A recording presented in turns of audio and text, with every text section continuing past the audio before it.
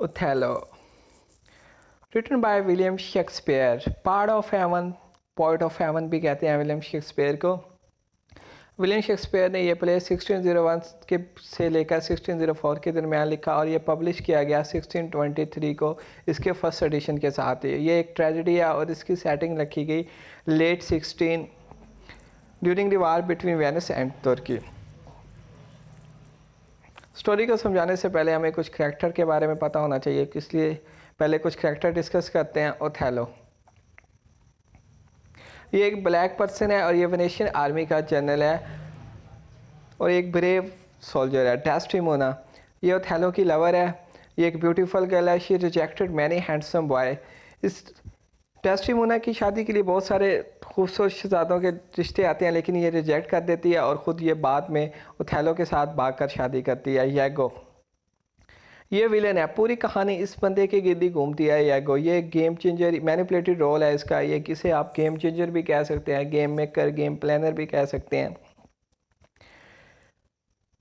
Casio ये एक noble man है। ये भी सोल्जर है ओथेलो की आर्मी में। एमलिया और कैसियो जो है ये डेस्टिमोना का फ्रेंड भी है। एमलिया ये यागो की वाइफ है और जो बाद में डेस्टिमोना की मेड सर्वेंट भी बन जाती है।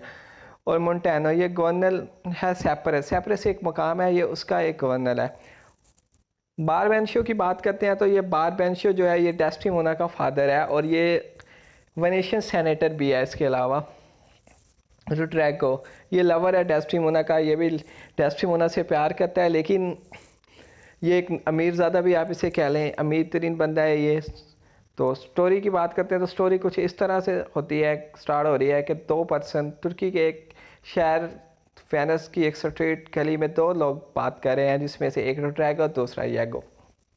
रुड्रैगो यागो पे चला रहा होता है, कह रहा होता है कि आपने मुझे धोखा किया, आपने मेरे साथ चीटिंग की, आपने तो कहा था कि भाई मैं डेस्टिमोना को तुम्हारे लिए पटाकर दूंगा, लेकिन वो तो तुम्हारे ब्लैक जनरल के साथ भाग गई, आप तो धोखेबाज इंसान हो।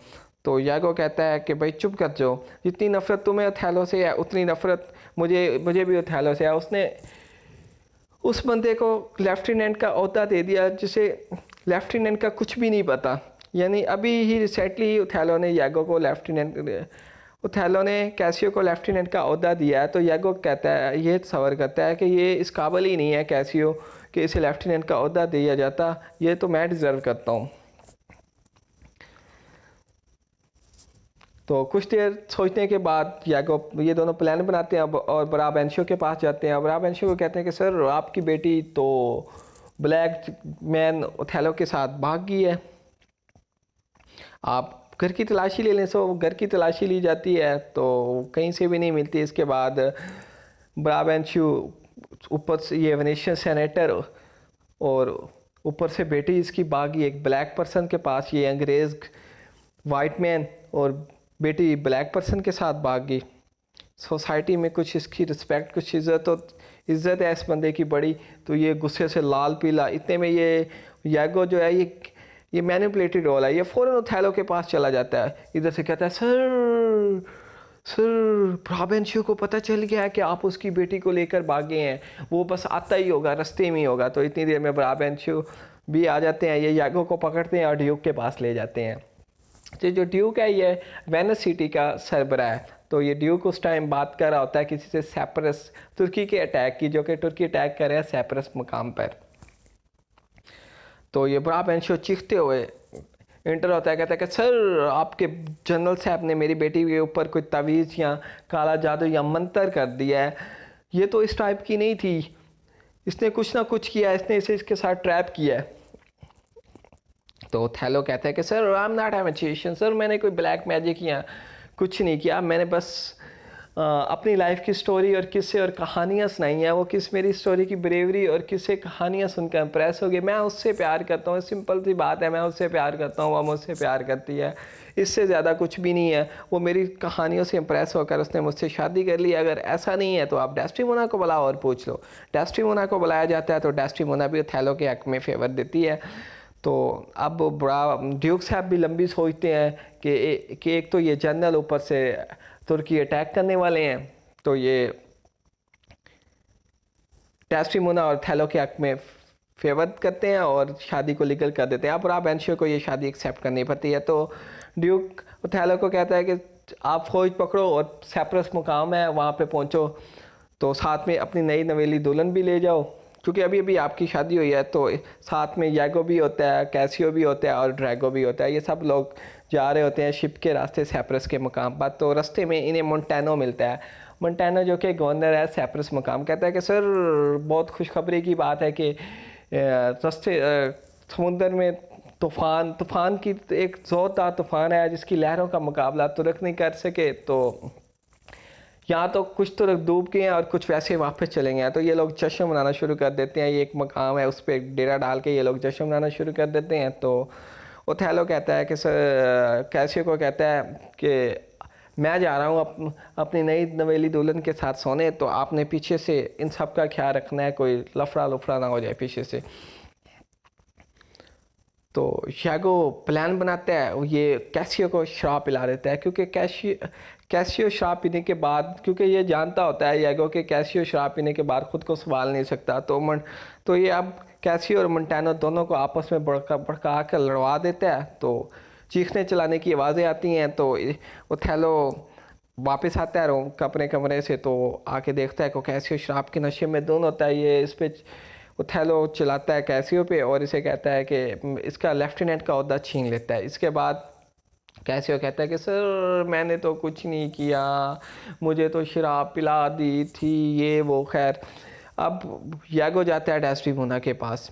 डेस्टिमोना के पास जाके कहता है कि सर के कैसियो तो बड़ा शरीफ बंदा है, वो हम सब जानते हैं कैसियो बहुत अच्छा है, काइंड पर्सन है, हेल्पिंग नेचर है।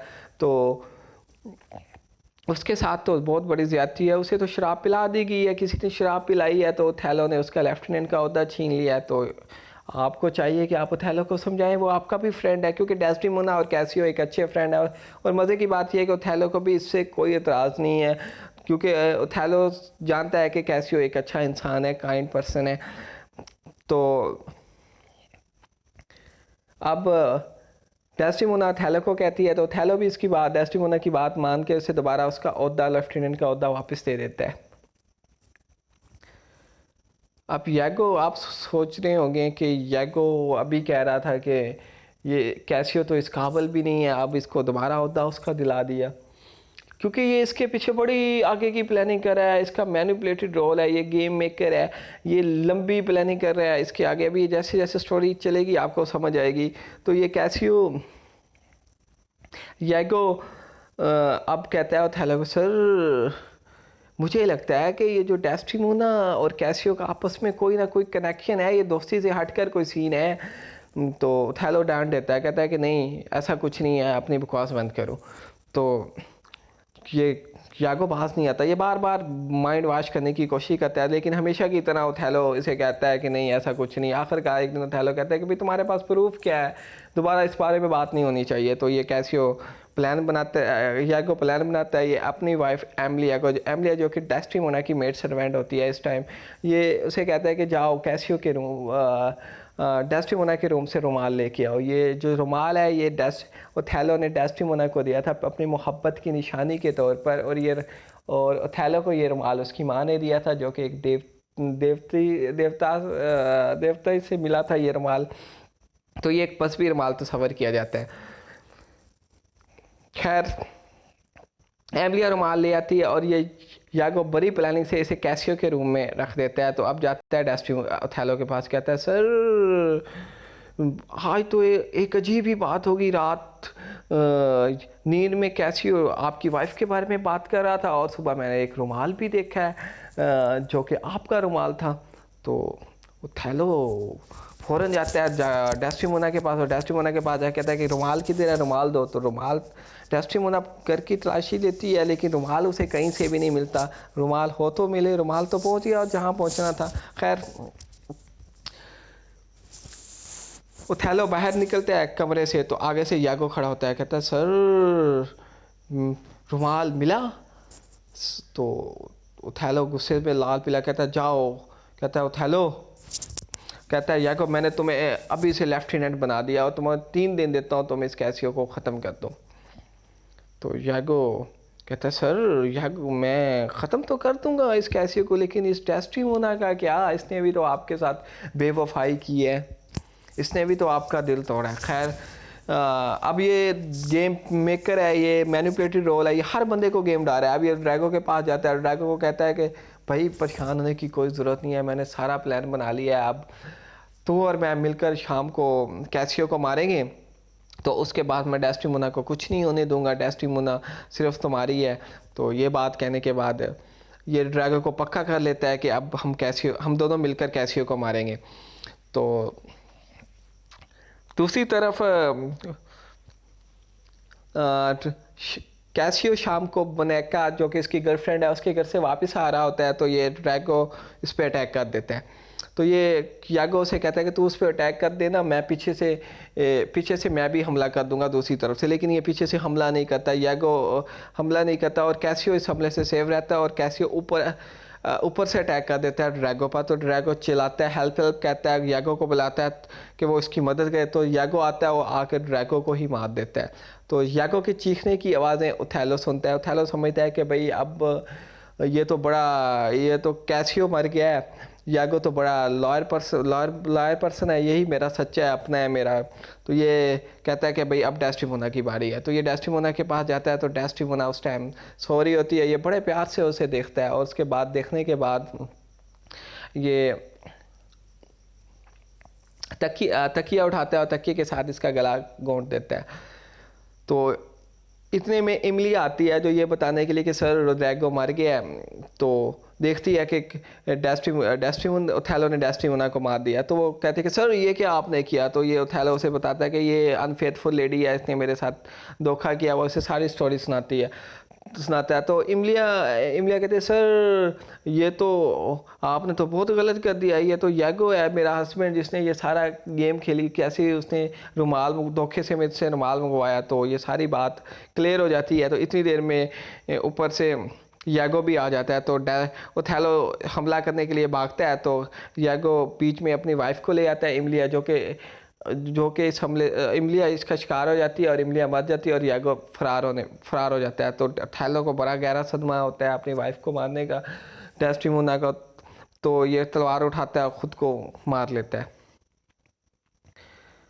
तो अब बाद में यागो भी पकड़ा जाता है और इसे भी एग्जीक्यूट कर देते हैं। और इसकी यहाँ प्ले की ट्रेजिडी एंड होती है। इसकी इस प्ले में ओथेलो डेस्टिमोना ये और यागो और ड्रैगो, ये इतने सारे लोग मर जाते हैं। इसकी हैप्पी एंडिंग नहीं हो सकती क्योंकि ये एक ट्रेजिडी है।